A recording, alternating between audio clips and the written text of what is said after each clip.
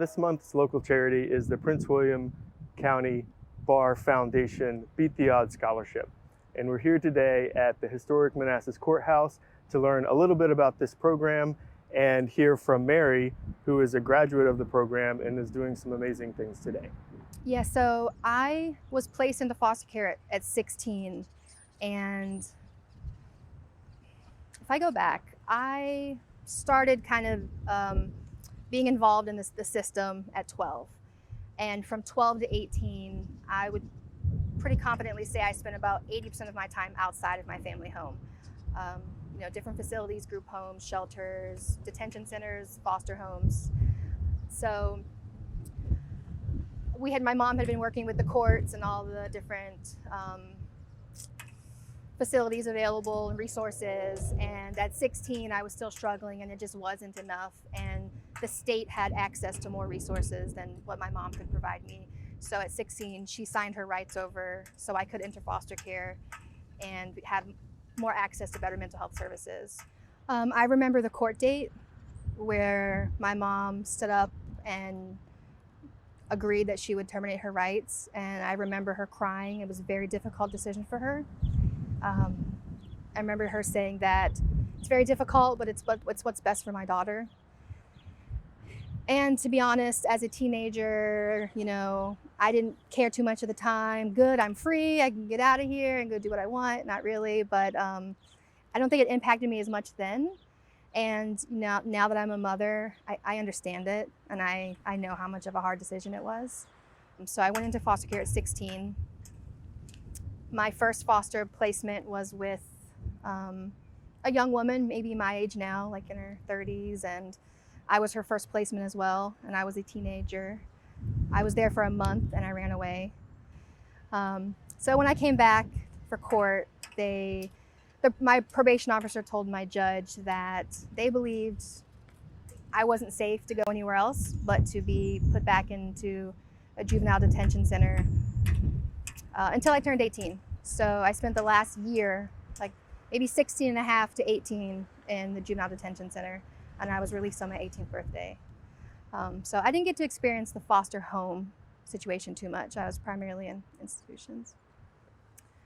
So I received a phone call from the president of the foundation that I had been nominated for a scholarship by one of my staff members at the juvenile detention center, and that I was granted it. So I met up with her to get all the information, and she made sure I had transportation. I told her I didn't own a dress to wear to the banquet that they hold. So she took me home and let me pick out one of the dresses from her daughter, and made sure I got there, made sure I was dressed for the part. And I've been involved with the foundation ever since. So the first scholarship I received was a Phoenix Award, and that was in 2007.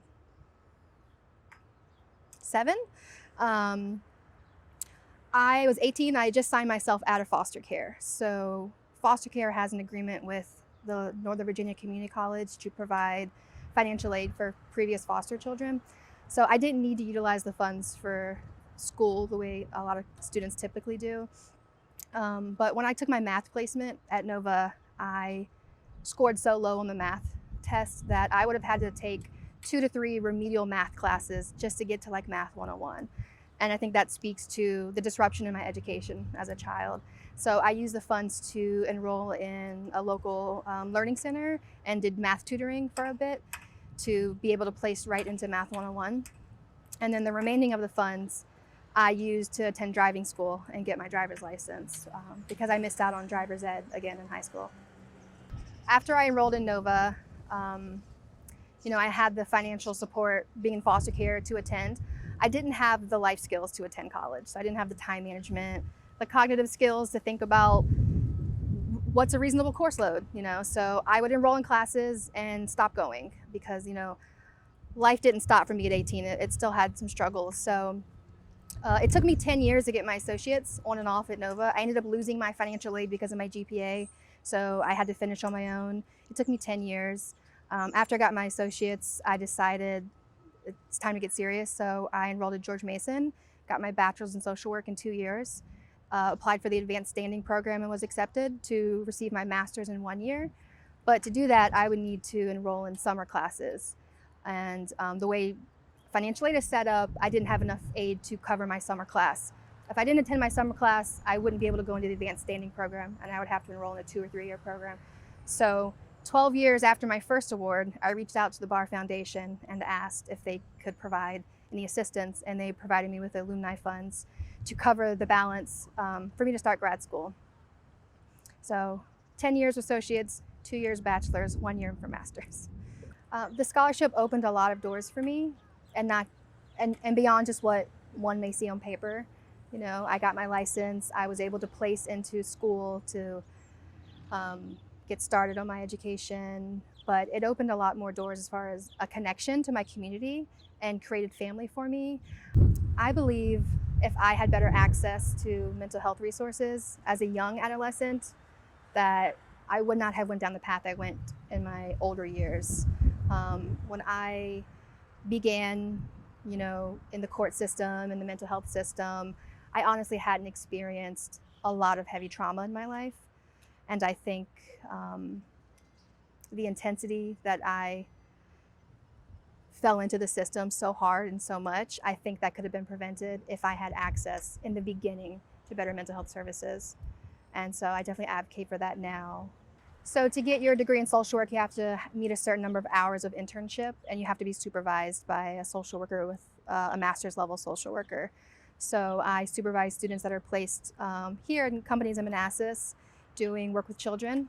And so I help them with their caseloads, meet with them weekly to discuss how things are going, help them kind of piece together, you know, what they're learning in school with what their practice is in the setting. And the location that I supervise for is not a social work based agency. So it's really interesting being the social worker on staff to bring in that lens and kind of pull it back a little bit and give different perspectives and help my students see that as well.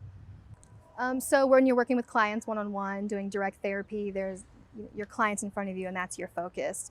And in social work, we pull back and look at the larger, look at the family, look at the community, look at the legal systems we're working within and how all that impacts the client. And you definitely have to take that in consideration when you're making decisions for your clients or helping them make their decisions. And empathize, you know, in social work, we're big on empathy and the client being the expert in their experience. What I would say to the youth is that this is a chapter of their life. It's a very important chapter, not to invalidate that experience for them, what they're going through. It's a big deal and it will play a role in their future. But it's such a small piece of their life and it may not feel like it now, but you know, if you have a bad today, you can have a better tomorrow.